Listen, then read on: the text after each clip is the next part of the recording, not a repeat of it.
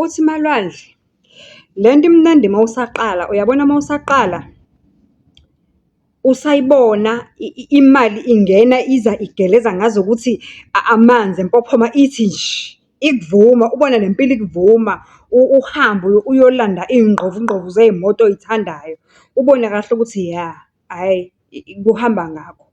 La niqala khona nixabane is where you start realizing ukuthi hey idimoni lento le. When you see your life imelta right in front of your hands, wena owabona ama-ayisi ethelwa esihlabathini solwandle esishisayo bhe on a hot summer day. Life graduates, it's a story time. Sondela.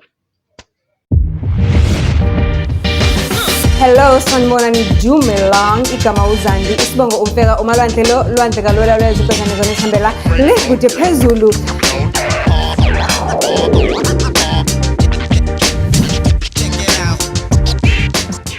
Do join. It's a story time. It's a story time. Lalela, sondela ngoba i-story time. Life graduates come duze. Ngiyabonga support, ngiyabonga uthando, ngiyabonga ama-comments. Ngicela ukuthi mawukuthi umusha la kule platform or ujwayele ukubuka kodwa usubscribe. Ukusubscribe abakwethu kumahhala ngiyacela. Kumahhala ngiyacela ukuthi ngalesikhathi usubscribe ke ungakhohlwa ukuthi uwabuke phela ama-adverts ngoba iwona akhulisa i-channel, iwona awenza ukuthi u-YouTube ayikhulise i-channel agqugquzele abone ukuthi kusho ukuthi i-content esiyenzayo abantu bayayithanda bayayidinga, hence angakwazi ukwenza ibhizinisi ngayo. Khumbula-ke izitori zala ekhazi yakhulisa ziyasiqaqa ingqondo zenza ukuthi sibone nje impilo ngelinye iliso, kanti nawe uma une-story ofisa usibhalela sona siqwashise abantu ngaso, si-educate, kanti noma nje ufuna ukuthi sihleke nje siyathanda nokuhleka ngelinye ilanga phela impilo kufanele sibuye sihleke sijabule kube mnandi. Don't forget you can DM me Facebook, TikTok, Instagram. I am available. While you are at it, don't forget to follow me on those platforms as well. Yinde mhlawumbe ngizogcina ngenza ibamphatha u2 because it's quite long kodwa asingene pay kwayo. Uthi ubhuti wabantu Malwandle, hayi siyabonga imizamo, siyabona ukuthi abantu uyabaqwashisa, izitori zakho ziyakha, siyabona izitori zakho zikhuluma ngezinto eziningi zempilo, kodwa ngiye ngaze ngaziqunga namhlanje ngathi awuthi-ke ngiveze eyami indaba ngoba ukuthanda into esheshayo empilweni ngelinye ilanga siyofela. Uthi Malwandle ngisasewumbhuti nje othe ukuqina angokobi yabo kuleya age yokuthi impilo ngabe sengilibuka ngayo, kodwa ngenxa yokuthi ngikhulele ekhaya belihlwempu kakhulu, so ikhaya lami belihlwempu to a point ukuthi kwaba khona ubaba-ke endaweni, yazi ukuthi endaweni kuhleze kunalabo baba laba abasuke bephumelele ebhizinisini. I was looking up to lo baba wayenamatekisi, kuhambe kwahamba meba namatekisi waba ne-bar, bonke nje abantu endaweni bebedakwa kule ndawo bephuza kule ndawo. Wathi meqeda ukuba ne-bar ibhizinisi lokugcina nje avale ngalo lo baba lo kube i-undertaker business, kusho ukuthi unebhizinisi nje lezidumbu. Kangangokuthi lo baba lo uwumuntu ophumelele endaweni, ngisho izingane zakhe nezingane zezingane zakhe endaweni. Kuyimanje ngikhuluma nawe nje lo baba usaphila, usegugile amabhizinisi akhe aseranwa izingane zakhe kuyimanje njengoba ngikhuluma nawe nje. So lo baba, I was looking up to lo baba role model nje kumina, ngiyibuka nami ngibona ukuthi ngelinye ilanga ngiyafisa ukufana nalo baba, ngikhiphe umndeni wami ekuhluphekeni. Ngithi hhayi-ke ngelinye ilanga-ke njengenjwayelo-ke makukhona ubaba omi kahle endaweni, niye nithi mina abafanyana-ke ninwabele emotweni yakhe nicela imisebenzi emincane. So nje ngiqale kulo baba kumina ngiwusicabha because isikole angifuni ukungasho angisithandanga, sangehlula futhi nje beziziningi izinto ebezi-complicated ngokufunda kwami esikoleni ngoba okokuqala nje iy'ngane bezingihleka esikoleni bengingenazo izicathulo, ngize ngaba mdala, isikhindi sami besinembobo, ngiyihlaya, bengize ngisize ukuthi ngimbulelwe-ke omakhelwane, kodwa umakhelwane emangabe ngabanga khona ongibulelayo, hhayi cha bengigqoke iy'nto eziyihlazo. So enye yezinto eyangi-discourage ukuthi ngiqhubeke nesikole, ngayeka kanjalo, ngaphuma kanjalo-ke esikoleni ngizoqala u-standard 6 ubani, grade 7. Uthi ngayeka nje phakathi ka-grade 7 ukuyeka kwami kuka-grade 7 ngaqala ngaba usicabha ey'motweni zalo baba, ngashaya isicabha, ngashaya isicabha, ngashaya isicabha. Uyazi-ke emalwandle ukuthi angeke ube usicabha ungakwazi ukushayela. At the end of the day ngagcina sengishayela-ke kuthiwe mfana yisusa, reverse, abeka lapha, yiwashe, yabo. Uthi ngifunde kanjalo ukushayela for the longest of years ngishayelile, ngagcina sengishayela namakhumbi akhe lo baba lo. Uma ngiwashayela la makhumbi akhe lo baba, ngiwashayela anginazo nezincwadi zokushayela up until a point lo baba lo asho khona athi, hhayi mfana wami, ngiyakubona ukuthi there is a potential in you, because bengi-business minded and mina ngendlela ebengikhuthele ngayo, kahle kahle lo baba bekade engincoma ethi ngomunye wo-driver abaletha acabanga ukuthi bathembekile ngoba baletha imali eningi, kanti mina hhayi bengisebenza ngamandla ngoba bengishaya leyo sokisi ngoba ngifuna ukuyiqalela eyami into ekugcineni kosuku. Kahle kahle into enganginayo emqondweni kwakuwukuthi ngifuna ukuthenga elami itekisi ngigcine nginawo amatekisi. So-ke ngilishaya isokisi ngapha ekhaya ngiyazama ukuyasaphotha odadewethu abeze emva kwami, ngilishaya isokisi up until a time la ngibona ngazukuthi ngathi ngi-right-nyana khona-ke. License-ke njengoba-ke ngichazile ukuthi wagcina eyitholelwe yilo baba ngoba uthi for the longest of years wayedrayive engelayo i-license. Uthi hhayi-ke siqhubeke isikhathi sihambe isikhathi. Lo baba ngithe uma ngabe sengiplana ukuthi hhayi-ke ngazi ukuthi ayahlangana amasenti ami, ngingasithola isikorokoro sesikwele engingena ngaso embonini. Ngithe mese ngizwa ukuthi kanti iningi kanje imali efunakalayo before ungene embonini, u-association, ngabona ukuthi hhayi ngisekude phambili, ngayiyeka imali yami ngayigcina nje kanjalo. Kanti lo baba ngaleso sikhathi lo engimsebenzelayo, umphathi wami, uplana ukuvula imoshwari. Hhayi nangempela lo baba ayivulele imoshwari, uthe makayivula le moshwari because bekangikhonzile futhi ngaqala kena ngimncane, futhi ngumakhelwane ungithembile. Ngisho nezinto zasekhaya kalo baba mengabe nje khona into ephuthumayo, ubiza mina, afonele mina athi awushiye imoto or awubuye nemoto uhambe uyongihambisela umndeni or ungenzela ukuthi. Iy'nto zasekhaya kwakhe bengizazi nje ukuthi kwenzakalani, so bengi-close naye ngale ndlela ukuthi besengithatha njengonyanakhe. So uthi-ke ngelinye ilanga angifonele kanjalo-ke ngisemsebenzini erenki ngingazelele, athi ucela ukuthi ngingaqhubeki nokurenka for that day, angibuye ngize kuyena khona into afuna ukuyikhuluma nami. Uthi hhayi ngihambe-ke ngiye kulo baba-ke. Masifika kulo baba afike athi afike ekhaya kwakhe, usisi osizayo angenzele ukudla ngidle ngisuthe ngibe mtahazi. Athi hhayi khululeka ndoda, relax-a wena sowufana njengengane yami, yabo. Abesethi-ke ya right-ke ngifuna ukuthi ungiphelezele khona la engifuna ukuya khona, engifuna ungise ukuthi ungidrayive ngiye khona. Uthi hhayi nangempela amphelezele bangene emotweni. Uthi mamphelezela bengena emotweni bafike kule ndawo, inkulu le ndawo engathi i-warehouse endala engasasebenzi. Uthi hhayi-ke baqalaze security libavulele, baqalaze. Uthi abuze, hawu baba ubani, sizokwenzani la? Uthi hhayi ndoda, ake uyibuke nje nawe le ndawo, awuyibuke nje, uqaqa amathambo, udle amathambo engqondo nje, uqaqa ingqondo nje. Ngizokuxoxela ukuthi ngifuna ukwenzani ngale ndawo. Uthi hhayi nangempela akayibuka, bayibuke mebeqeda lapho bahambe bayoshisa inyama sami, bahlale phansi bashise inyama, badle. Uthi azaze amthengele ngisho amabhiya that day bese beyahamba, angazi bayohlala kephi. Uthi ndodana, le nto ngikutshela yona ngoba usufana nondodana kumina, and le nto engifuna ukuyivula la kule ndawo le, ngifuna ukuthi kube wena ozophatha la. Ngiyazi ukuthi isikole awunaso, kodwa ngikubonile ingqondo yakho nendlela ocabanga ngayo ukuthi uwumuntu o-business minded, yabo. Futhi uma kuwukuthi le ndawo ungangiphathela yona kahle to a point ukuthi ngibone imali ingena, ngizokunikeza ama-shares kule ndawo. Uthi hhayi, ngithi hhayi ngilalele baba. Uthi hhayi nangempela siqale kulo baba isitori. Athi for the longest of time bengilokhu ngicabanga ukuvula ibhizinisi lamakhaza. Kodwa into ebeyingenza ngingabazi ukuvula ibhizinisi lamakhaza, so apparently ubaba lo uney'ngane zamantombazane kuphela.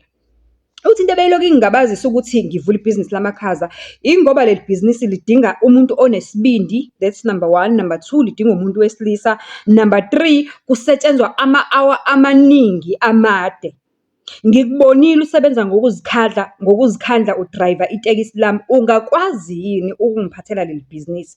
Ngizozama ngakho konke okusemandleni ami ukuthi usizo ozolidinga nokuliqonda leli bhizinisi ukuthi lisebenza kanjani ungasokoli. Uma kunama-workshops, kunama-trainings lapha nalaphaya, nabanye abantu engizoxhumana nabo embonini abangasichazela, uma udinga nje incazelo noma yiluphi uhlobo, ngizokuhambisa lapho ukuze ukwazi ukuthi le nqola le uyibambe, uyishisise ifudumale, ingenisa imali, and then mese isibona ukuthi hhayi-ke imali iyangena kahle-ke, then ngiyobe sengiyakusikela-ke amasheya wakhe ebhizinisini. Uthi hawu ngilijabulele le thuba, uthi hawu baba nawe ngiyeke uyangazi ukuthi ngiyi-hard worker nanoma yini nje ngizoyenza. As long as njengoba uthembisa ukuthi uyongitholela usizo ama-trainings uma ngabe kunesidingo lapha nalapha, ngiyi-understand-e nje yonke into yakhona ukuthi isebenza kanjani. Uthi hhayi nangempela-ke, uthi-ke Malwandle ngingene kanjalo-ke embonini yo-undertaker noma yokusebenza ngabantu abafile. Uthi hhayi-ke nangempela lo baba sigcina isethembiso sakhe angiphe ama-shares ukuthi ngiqale kuno-20% wama-shares kule ndawo.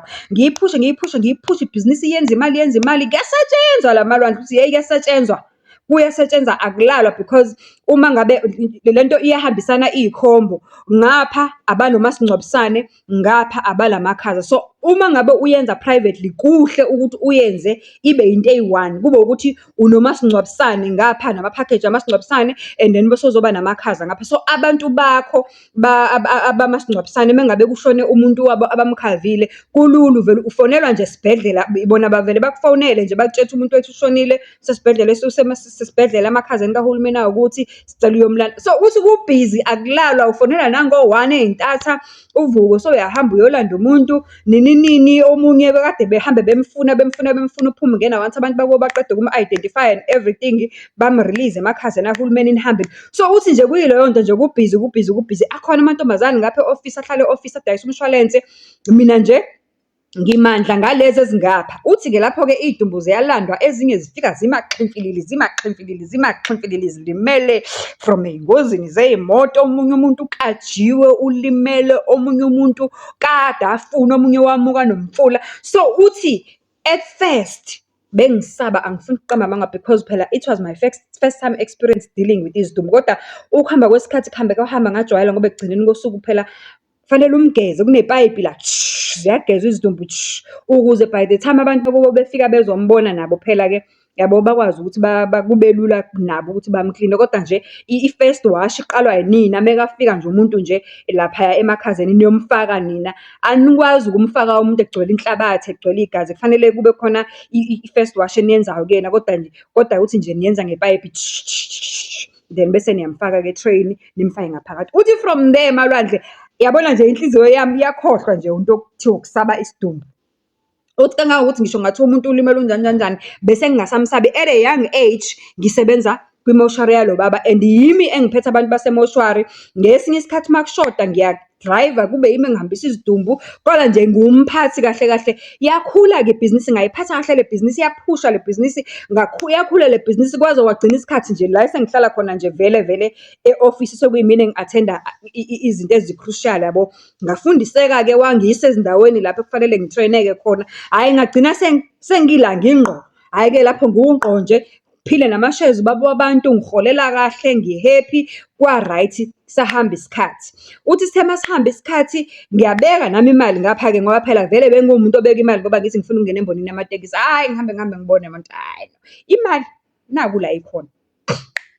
Uthi hhayi at some point-ke and futhi nabantu abafikayo abanye njengoba ikhulu ilokhunjani ibhizinisi, batrainwa yimina, bafikela kumina, abantu abatrainwe yimina ba-right. Umuntu uzibalekela ngoba esaba isidumbu kuphela, akabaleki ngoba umsebenzi umehlula.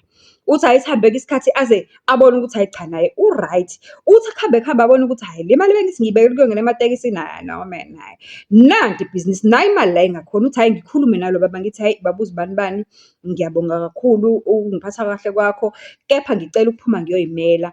Ngicela ukuba nami neyami ibhizinisi efana nale yakho and ngizolidinga futhi usizo lakho ngicutshe. Uthi hhayi nangempela baba abantu angabi nomona, amjabulele athi hhayi into enhle leyo ndodana, futhi uma uphumelela ukhula ku-right ngoba ekugcineni kosuku vele mina so ngenzela imali eningi, wangitrainela abantu, so ngi-happy ngokuthi uphume ekhaya uyoyiqalela into yakho, it's fine. Uthi hhayi nangempela-ke ngikwi-process-ke wonke lowo nyaka-ke ngikwi-process, ngifuna indawo yami, vele sengiyalazi ibhizinisi ukuthi lirana kanjani from front to back, kusukela dayiseni kamasingcwabisane kuyofikelela elokhunjeni yokubeka iy'dumbu ngi-right. So up to a point ukuthi uthi nga-decide ukuthi mina ngifuna ukuba namakhaza kuphela, abantu bomasingcwabisane all around that area abahlala kuyo ibona abazofaka kuyena, ngoba uthi wabona ukuthi ayi uma ngabe eyiqala zithi zisuka ebeyiqala ashaye ngekhombo le ephelele enabantu abadayisa nomasingcwabisane uzoba nenkinga. So kungcono aka-focus ekutheni yena uzodila nje ngokuthi abe ne-storage, abe namakhaza-ke. So-ke ngoba vele besekhona embonini, so wababuza ubani bani loyo ayengene ngayo. Wayethi uma ngabe egcwalelwa amakhaza akhe, izidumbu azikhiphele ngala. So kusho ukuthi bayarenta kahle kahle amakhaza kuyena. And then bese kuzoba khona nabanye-ke asebemazi-ke, abanye basuka ematekisini, abanye kanjani kanjani kanjani. Uyabona nje business networking mos, bayahlangana nabantu kuma-workshop athile nani nani, nezinye izinto ezi-organise-wa umasipala. Waphela umasipala nakhona izinto azi-organise-ayo for abantu amabhizinisi ahlukahlukene, imigomo nemibandela ekufanele bayilandele nayo yonke lento. So uthi abanye abantu bengihlangana nabo kanjalo. So sengiyi-provider yamakhaza-ke mina manje. So ngilapho nje ekutheni ukuthi ngifuna nje ukuprovide amakhaza for now up until such time ngibone ukuthi kuhamba kahle. Uthi-ke like any other business, akuwona wonke amabhizinisi ethi qala nje ibithi bum ibe right. Like any other business, ibhizinisi yami ngesinye isikhathi ibifilifiliza, uthole amakhaza empty, izidumbu zincane. Ngaphela isikhathi esiningi abantu abayenzayo lento bayenza ibe yikhombo, abe nomasingcwabisane, abe nako konke, kube ipackage, kube lula kanjalo. So uthi ngibuke ngibone ukuthi I need to expand, but angifuni ukutatazela mina, ngifuna ukuthi nje ngi-expande in a way ukuthi amakhaza akhule kodwa futhi ahlale egcwele. Ngingenza kanjani? Uthi ayaqaleka network-ke ngendlela anetwork-a ngayo-ke, kodwa uthi ekunetwork-eni kwakhe ahlangane nomunye khona ebhizinisini azothi hhayi lalela wena, ilula lento. Ibhizinisi nebhizinisi liyaqiniswa. Ibhizinisi uyalicola usindisiwe, uthi omunye uthi hhayi ekhaya bazisontela nje, bayakhuleka and everything, kodwa mina hhayi cha, angikho lapho, ngiyakhuleka nje ngoba ngiyazi phela ukuthi uNkulunkulu ukhona, uyaphila. Uthi okay sharp, ukholelwe nini? Yini oyenzayo niqinise ibhizinisi lakho? Uthi hhayi njengamanje ayikho. Uthi hhayi-ke wena-ke uyothuthuka kudala-ke. Uthi hhayi ngithi ndoda ukhulume phela, ukhuluma into ezwakalayo. Ngizwe ukuthi uthini? Hhayi nangempela kamchaze. Uthi hhayi lalela, kunobaba uzibani bani. Ubaba uzibani bani udila nje ngabantu bebhizinisi, udila nje ngabantu bebhizinisi. Uyahamba uye kuyena ufike umchazele ukuthi unebhizinisi elukuthi elukuthi elukuthi elukuthi, uzokutshela ukuthi ibhizinisi lakhe ulicola kanjani or uliqinisa kanjani ukuze lihleze ligijima, lihleze nje lithi nje, lihleze nje lithi nje. Askies, uthi amtshele ukuthi ubaba uzibani bani loyo ukephi. Baba uzibani bani kuthiwa ule koMozambique. Ngiyothi ngamhla ngiya-ke eMozambique, ngihambe nawe, ngiyokubhukhela ngimtshele ukuthi ngiza ngihamba nawe. Uthi hhayi nangempela-ke lufike usuku olungaliyo-ke, uyahamba-ke manje uye eMozambique uyolungisa leli bhizinisi lakhe ukuthi lingabi dry. Ama-tray awangabi dry, akuhleze kugcwele, likhule aze athole nenye indawo enkulu. Yabona nje likhulu ibhizinisi. Uthi hhayi nangempela-ke bahambe-ke ngosuku abahamba ngalo-ke, bahambe. Uthi mefika le, lo baba vele usekamlindele ngoba vele umngani wakhe uchazile ukuthi uhamba nozibani bani kanje kanje kanje kanje. Uthi afike asho-ke lo baba angene-ke la kungenwa khona-ke, azothi lo baba unebhizinisi lini? Amchaze ukuthi hhayi nginebhizinisi elikanje kanje kanje. Athi ufunani? Athi ngifuna nje ukuthi ama-tray angabi empty, ngifuna yande leya ndawo, ngifuna futhi ukuthi ngithole nenye indawo enkulu, and indawo esengifuna ukuyithola, ngifuna ukuthola nje indawo engizoyi-owner manje, ngigcine ngiyi-owner, kungabi ukuthi ngiyarenta whilst ngisebenza kuyona. Ngifuna nje indawo engizovele ngiyi-owne, kube yami yonke, ngiyishintshe, ngifake amafriji, ngifake whatever kufakwayo, kodwa nje I don't want my business to run dry. Ngifuna nje kuhleze ku-right everything. Uthi hhayi ubaba wabantu, athi hhayi ubala lolo. Athini? There are only 2 rules engizokunika wona for le sigubhu engizokunika sona. Uthi amnikeze into amnika yona-ke. Mekayisho kuyibize ngesigubhu, azange ayichaze kuma-voice note ukuthi ibisebenza kanjani leso sigubhu sakhe. Uthi into engizokunika yona, uthi wamnika isigubhu, uthi lesi sigubhu sami sinemibandela emibili kuphela. Umbandela wokuqala 1, khohlwa umuntu wesifazane kusukela namhlanje. Uthi hey ngikhipha amehlo, ngiyabathanda abafazi mina. Uthi hey ngihlahla amehlo. Kusho ukuthi umuntu nje ngeke asashaya impahla enkulu kanjani manje. Uthi ngithi mangihlahla amehlo lo baba abone ukuthi ngithukile. Athi hhayi khululeka, ungangijahi, ngiza nendaba. Wena ngeke usaba nomuntu wesifazane ozothandana naye, oqondile ukuthi owakho uthandana naye.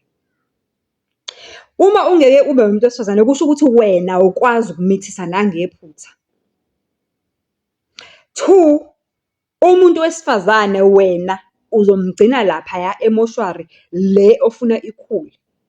Abantu besifazane abafikayo bezofakwa lapha ema-train the day efika, day one efika, especially laba basuke befika be-fresh bephuma ezibhedlela, ngalesikhathi nje safudumele nje umuntu uhlala phezu kwakhe. That's how wena ekufanele ibhizinisi, indlela ibhizinisi lakho ezokhula ngakhona. Ngalesikhathi ulala nalo muntu wesifazane uchama, mawuchama wena uzwa kamnandi lapha u-ejaculate, ukukhula komnotho wakho lokho. Uthi hey, hayi, ngithi dlengelele. Uthi angibone ukuthi hey, angizwa kahle.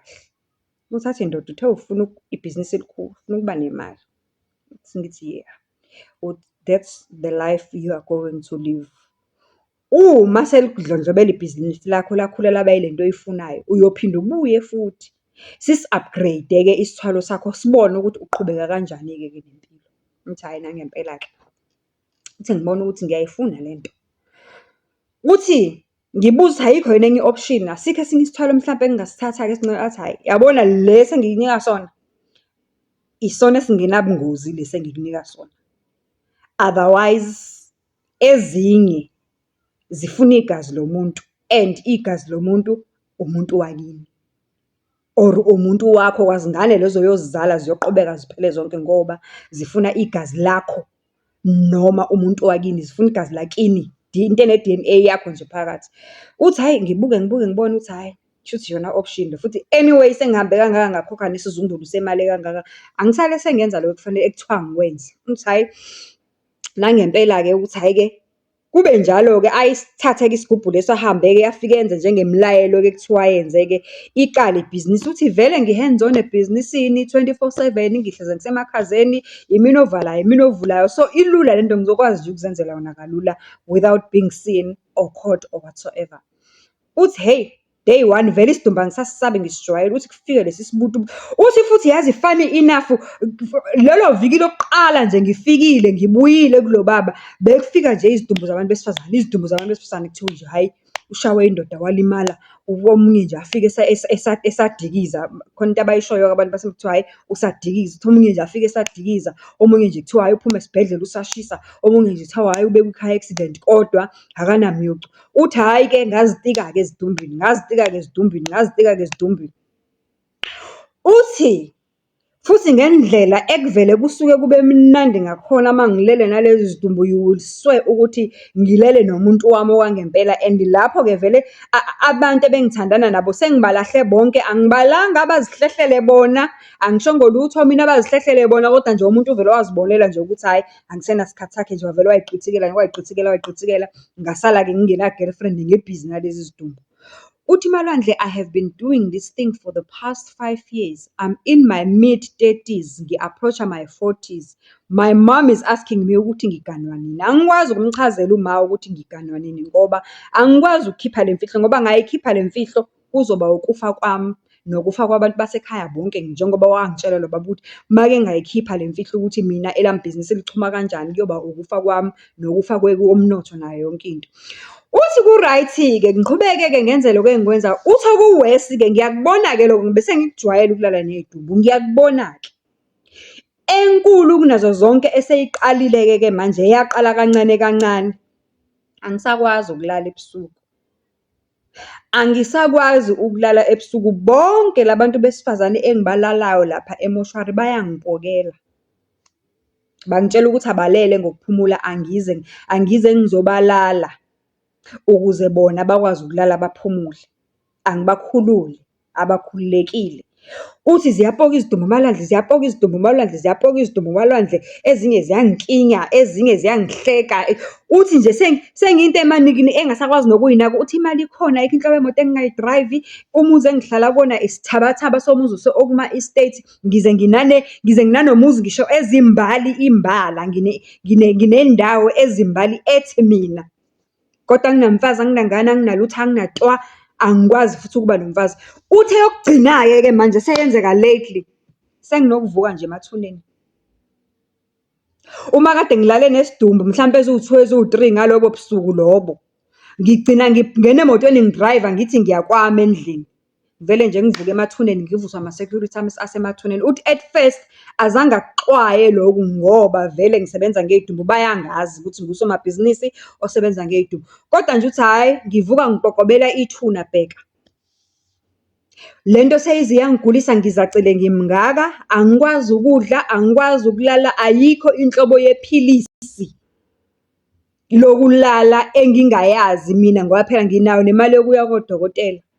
Inkinga nje isisengqondweni, ingqondo yami idungekile ngathi ngiyahlanya, iy'dumbu ziyangiskrimela, izidumbu ziyangikhulumisa, izidumbu ezingezisi ziyangithanda, ngivuka ngilele emangcwabeni. Angisazi manje ukuthi ngiphume kanjani. Angisazi ukuthi uma ngithi ngifuna nje ukuphuma kule nto, ngiphuma kanjani ngoba ngatshelwa ukuthi ukuphuma kwami ukuphela komnotho, angeke futhi kuphele lapho, kophela ngokuthi nje kuqobeke kwasani yasekhaya. Uthi ngiyabaxwayisa abantu, akukho ukuthwala okungenabungozi. Ngazi ukuthi akwanelanga ukuthi sengivuka ngisho emathuneni ngendlela engingayiqondi. Akwanelanga ukuthi la bantu bayangibhokela, abanye bayahayiza, abanye bangitshela ukuthi bafuna ukuyophumula, ngibayeke bahambe. Kuningi nje okwenzekalayo, sengingazi ukuthi ngilo muntu o-hallucinate-a ngathi uyahlanya ngekhanda. Uthi akwanelanga konke lokhu. Okukhulu-ke kunakho konke-ke manje, into eseyenzeka esengiqala ukuyiqaphela nje emavikini ambalwa edlule, itoto yami iyaconsa. Iyaconsa, kuqala kwangazi ukuthi nje into engazi ukuthi i-discharge. Iyaconsa nje, iconsa nje amanzi angazi ukuthi a-yellowish brownish. Uthi ngithe ngisabheke loko malwandle, hhayi ngathi hhayi mhlampe angiphilanga, ake ngihambe ngiyofuna something kadokotela ngithole ama-antibiotics. Hhayi, iyaqhubeka le nto and manje seyiqala ukunuka, sengiyasaba. Ngiyanqena ukuhlala phakathi kwabantu ngoba once nje wathi cucu, a few couples of drops, kuba manzi i-underwear, kunuka umuntu ofile la ngihleli khona. Usafuna ukuyothwala?